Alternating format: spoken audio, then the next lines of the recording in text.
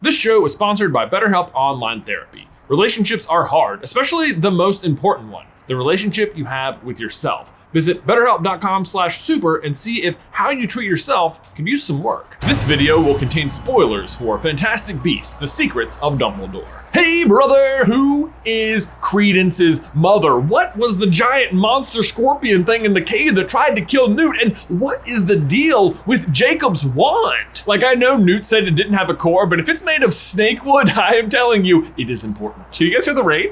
It's raining. Secrets of Dumbledore did finally answer some age-old questions, like, was Ariana an Obscurus? Yes, confirmed. Is Credence actually a Dumbledore?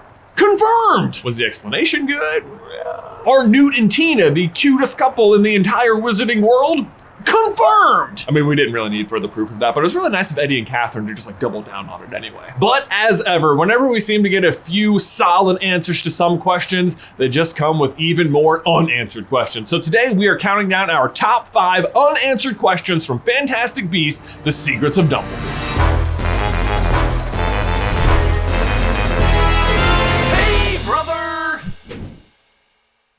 Guys, before we dive into our top 5 unanswered questions, we need to give a huge thank you to today's sponsor, HelloTushy.com. Guys, you ever stop and think how crazy it is that in 2022, we have high-speed internet, electric cars, celebrities going to space, and yet we still clean ourselves with toilet paper? Isn't there a better, more modern way than the technology toilet paper that our Victorian brethren used? In fact, there is a better way, and it's the Hello Tushy bidet.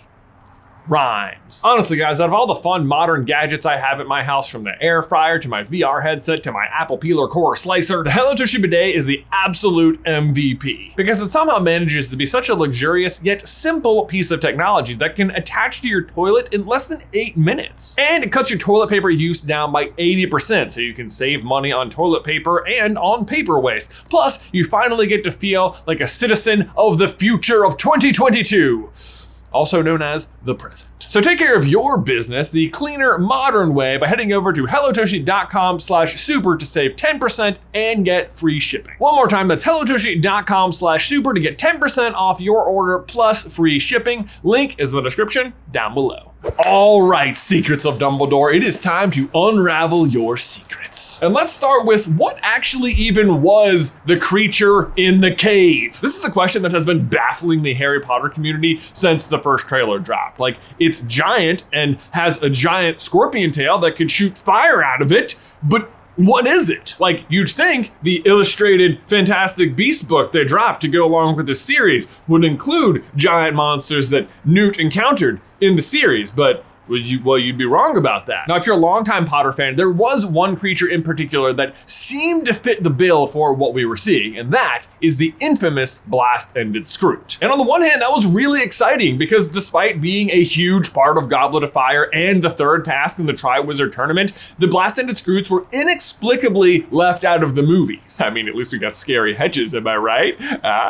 No, weren't even that scary. On the other hand, though, while the thought of seeing a Blast-Ended Scroot was very exciting, it's kind of a mixed bag because one of the other cool features of the Scroots is that Hagrid invented them by breeding a fire crab with a manticore. I should not have said that. But if it turned out they actually existed way back in the 1930s, then Hagrid didn't invent a new creature. He just accidentally recreated a bad mistake. And like, why you gotta attack Hagrid's street cred like that, man? I'm just kidding, as if you could ever damage that. Man, that guy just oozes swag. Alas, in the movie itself, it turns out the creature is living in a cave-style prison that is completely off the books. So as I was watching it, I was thinking, okay, maybe this is a way for the Scroot to have existed, but also to secure Hagrid's legacy. But alas, the entire scene plays out and we never find out what the creature was at all. Like, Newt never says it out loud, never tells us what it is. But not to worry, we have hunted it down. On the Warner Brothers Japanese YouTube page, we found an interview with Fantastic Beasts producer David Heyman, who says, smaller manticores that he comes across. Boom, manticores. And I know what you're thinking. Wait, aren't manticores supposed to have like a man's head and a lion's body and then also, yes, the scorpion tail? Yes, you would be correct. In fact, Newt himself describes them that way in this book. Maybe you've heard of it. It's called Fantastic Beasts and Where to Find Them. And look, manticore, Head of a man, body of a lion, scorpion tail.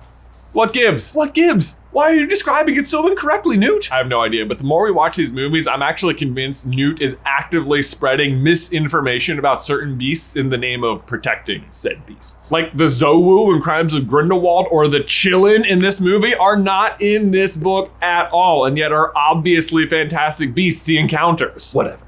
Point is, the monster is nothing more than a very liberal interpretation of a manticore.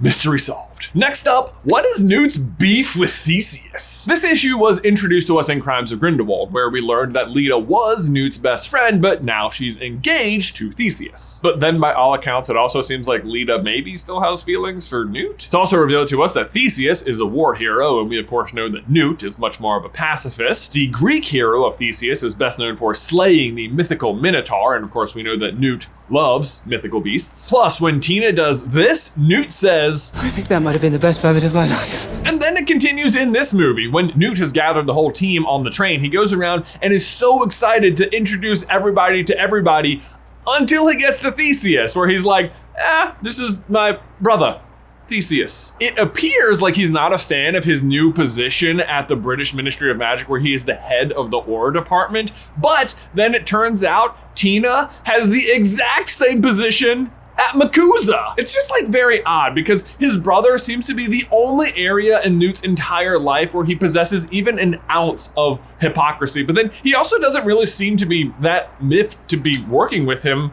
in this movie or saving him from the manticore. But like, what is the deal? Do you guys like each other or not? What is the source of the beef? Like, by all accounts, it seems like Theseus should be the one having beef with Newt, and yet it's definitely the other way. I mean, in the last movie, Leda's final words are, I love you. and it's unclear who she's talking to, and then she dies. I'd be mad. My bet and hope is that while we've been unraveling a lot of the Dumbledore story, there's still a lot of Newt Scamander story to be unraveled, and I really hope we get to see that in the next couple of movies. Moving on though, next question is the prophecy still in play? In case you need a refresher, most of the plot in Crimes of Grindelwald is driven forward by a prophetic poem written by Tycho Dodonus that reads, "A son cruelly banished, despair of the daughter. Return, great avenger, with wings from the water." In particular, Yusuf Kama subscribes to this idea hard, believing Credence to be the son cruelly banished, Leda to be the daughter who despairs, and himself to be the great avenger. His plan is to kill Credence and avenge his father, whose wife was stolen away from him by Corvus Lestrange. However, this turns out not to be true because Leda reveals that the cruelly banished son, Corvus Lestrange, actually never made it across the ocean and perished at sea. So it seems like the prophecy is still unresolved, and going into the movie, we very much thought it would still be in play, especially because there are some serious candidates to fill all the roles. We learned that Credence could be a Dumbledore, which he then is confirmed to be, so in fact, he could still be the banished son, and then Ariana could obviously be the daughter who despaired. Then in the trailers, we saw appearing behind the logos a phoenix made out of what looks like water. So, wings from the water. Combine that with the fact that we saw a phoenix appear at the end of the last movie and a baby drowned at sea, and the fact that when Albus's tomb goes up in flames at the end of Half-Blood Prince, Harry thinks he sees a phoenix emerge from the smoke. It just felt like, we had a lot of pieces in play for the phoenix that appeared at the end of Crimes of Grindelwald to somehow be the baby who was lost at sea. Because remember, the trailer, water phoenix, wings from the water, died in the water, Phoenix cave, like it's all there. Do you see it? Apparently we're the only ones who do see it though, because the prophecy was given no acknowledgement at all in this movie, nor was the water phoenix behind the logo. At this point, it feels like the entire idea has been abandoned and like just that was the Crimes of Grindelwald thing. We're past that now. But like typically you don't bring up a prophecy unless it's going to come to pass. And I just think it would be super cool if the baby that was lost at sea and Credence still had some sort of intermingled connection. But I guess we'll see. In the meantime, though, let's tackle a really fun question from this movie, which is, what's the deal with Jacob's wand? And this was one of the huge things from the trailers, where we see Newt giving Jacob, an assumed muggle, a wand. What did this mean? Is he actually capable of magic, or was this all just a ruse, a bluff? Well, as far as Newt is concerned, it totally was a bluff. He says outright to Jacob that the wand has no core inside of it, and sure enough, all of the magic we see the wand do is actually being performed by Lolly off screen. So the whole point of him having a wand was actually just to confuse Grindelwald, right?